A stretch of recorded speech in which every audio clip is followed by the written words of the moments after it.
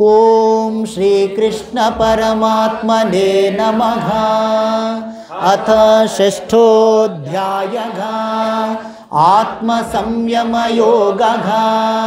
श्री भगवानुवाच अनाश्रितः कर्मफलं कार्यं कर्म करोति यः स सन्न्यासी च योगी च न निरग्निर्न चाक्रियः।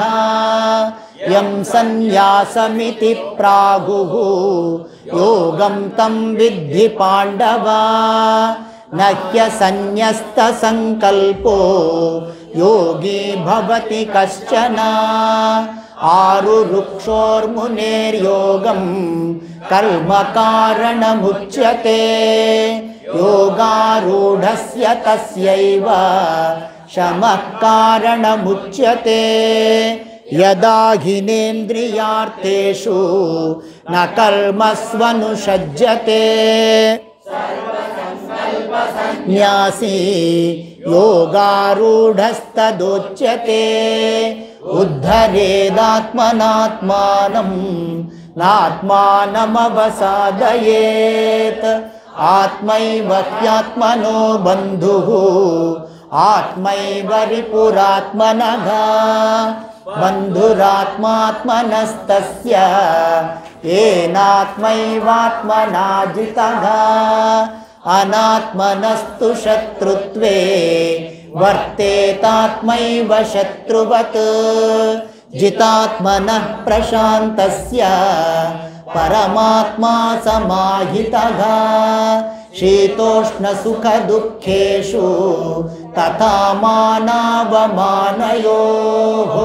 ज्ञानविज्ञानतृप्तात्मा कूटस्थो विजितेन्द्रियः।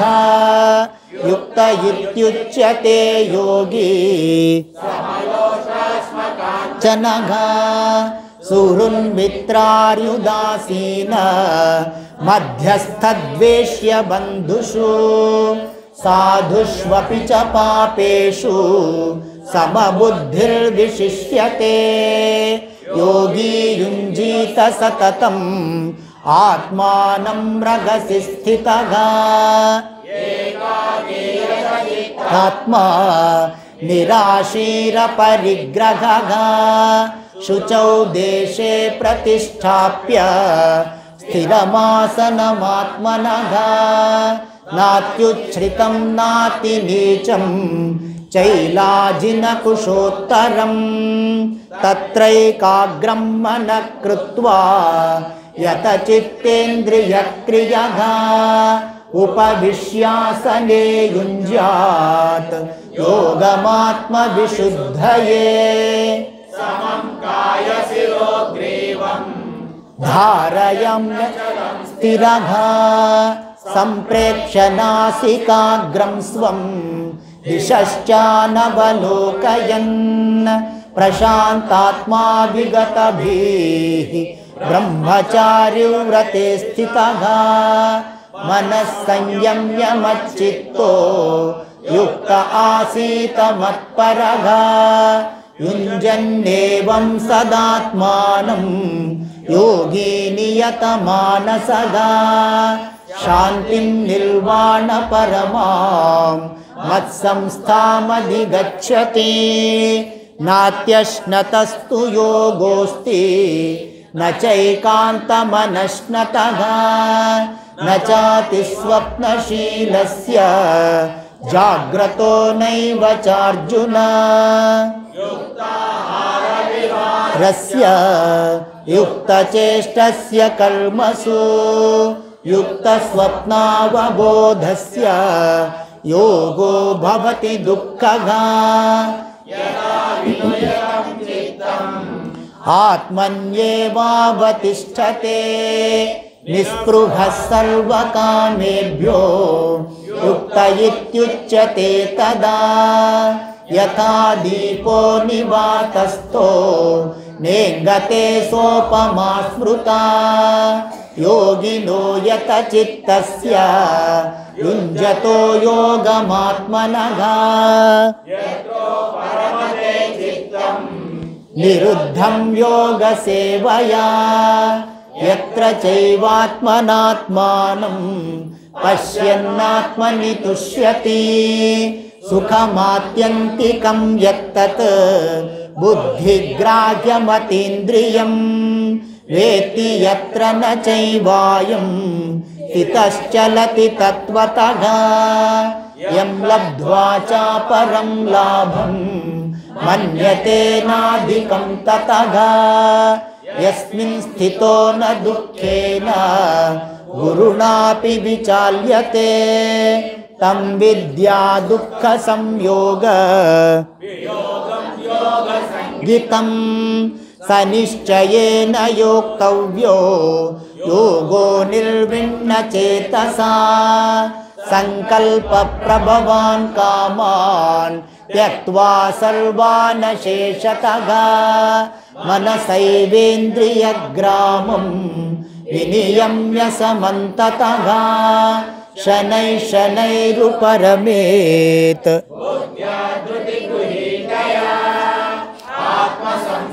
मनः कृत्वा न किञ्चिदपि चिन्तयेत् यतो यतो निश्चरति मनश्चञ्चलमस्थिरं ततस्ततो नियम्यैतत् आत्मन्येव वशं नयेत् प्रशान्तमनसं ह्येनं योगिनं सुखमुत्तमम् शान्तरजसं ब्रह्मभूतमकल्मषम्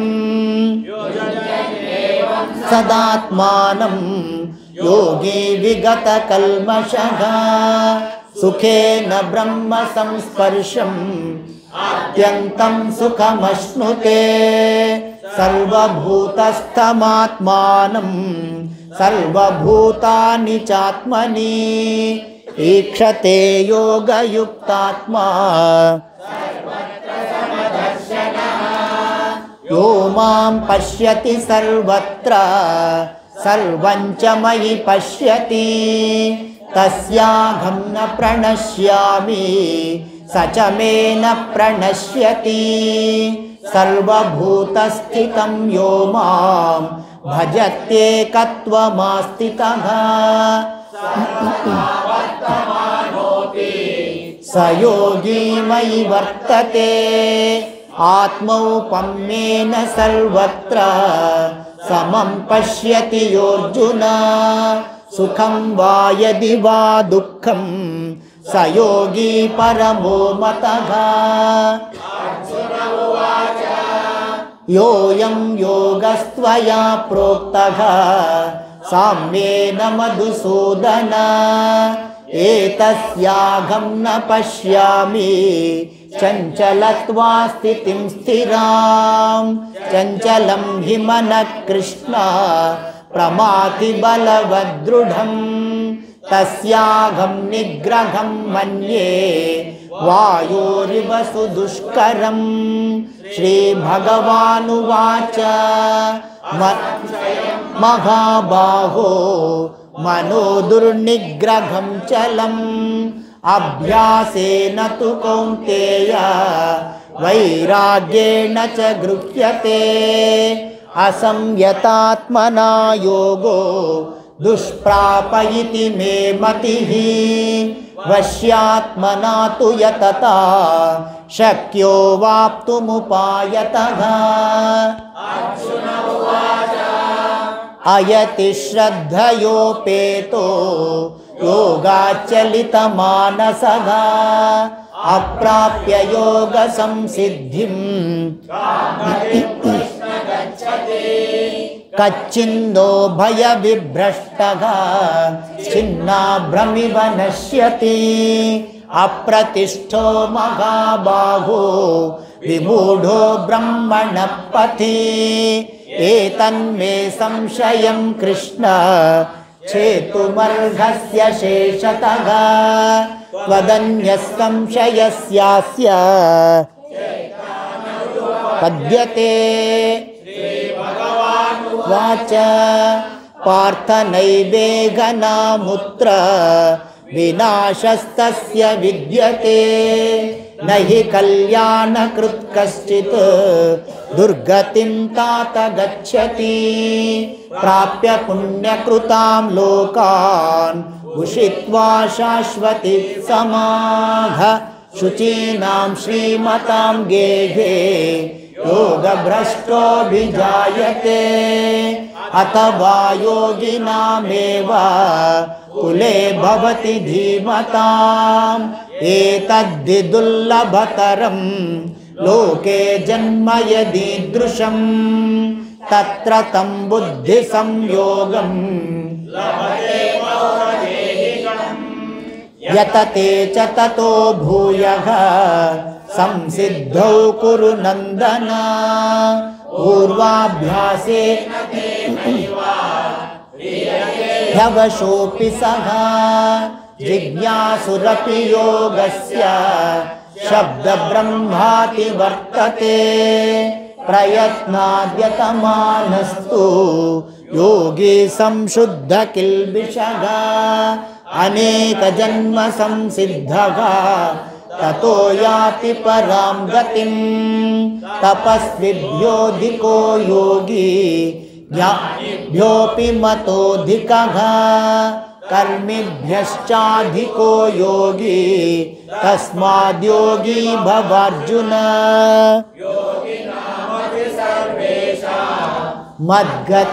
मद्गतेनान्तरात्मना श्रद्धावान् भजते यो मां समे युक्ततमो मतः ॐ तत्सदिति श्रीमद्भगवद्गीतासु उपनिषत्सु ब्रह्मविद्यायां योगशास्त्रे श्रीकृष्णार्जुनसंवादे आत्मसंयमयोगो नाम षष्ठोऽध्यायः हरिः ओम तत्सत् श्रीकृष्णार्पणमस्तु।